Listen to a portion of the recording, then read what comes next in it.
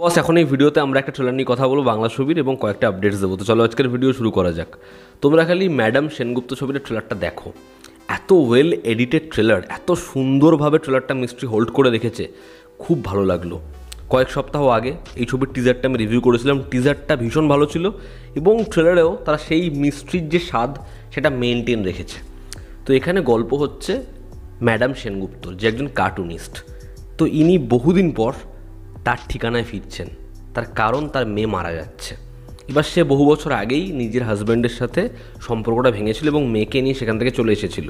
কিন্তু মেয়ে কোথাও একটা গিয়ে বাবাকে মিস করতো এবং তার বন্ধুদের সাথে বারবার বাবার কথাই উল্লেখ করতো। এবার মেয়ে মারা যাওয়ার পিছনে ইনভেস্টিগেশন বলছে তার বাবা অর্থাৎ কৌশিক সেনের যে ক্যারেক্টার সাত্যকী, সে দায়ী। এবার সে হচ্ছে একজন থিয়েটারের ডিরেক্টর। এবার পরবর্তী সময় আবার আরও একজন খুন হচ্ছে। এবার এই খুনগুলোর পিছনে কে এটাকে ম্যানিপুলেট করতে চাইছে। ইনভেস্টিগেটিং যে অফিসার সেটা হচ্ছে রাহুল বোস, যে আবার ঋতুপর্ণা সেনগুপ্তর বন্ধু। এবার এর পিছনে কি সত্যি কৌশিক সেনের যে ক্যারেক্টার সে রয়েছে, না কোনো মুখোশ রয়েছে যে এই বিষয়টাকে ডাইভার্ট করছে? এবং যেরকমভাবে ট্রেলারটা গেছে, প্রথমে ট্রেলারটা পুরোপুরি বন্ডিং মা মেয়ের সম্পর্ক, এবং তারপর যেরকমভাবে ট্রান্সফর্ম হয় এবং যেরকমভাবে এই আবোল তাবোল এই থিয়েটার সেগুলোকে কানেক্ট করেছে, এবং শেষে যে মজাটা, যে এই মাস্কম্যান কে এর পিছনে রয়েছে, এবং অনেকগুলো ক্যারেক্টারের প্রতি না আমাদের সন্দেহ যায়।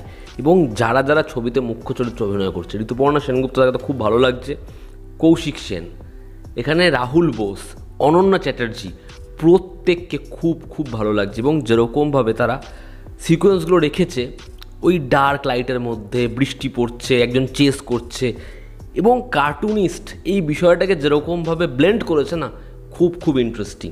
তো এই ট্রেলারটা আমার বেশ ভালো লাগলো।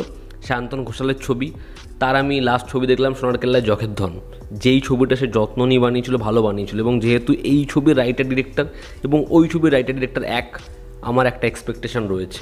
আমি চাই ছবিটা ভালো হোক, দেখার ছবিটা হয় কেমন, বাট ট্রেলারটা প্রমিসিং এবং ব্যাকগ্রাউন্ড স্কোর সেটা ডেফিনেটলি ভালো।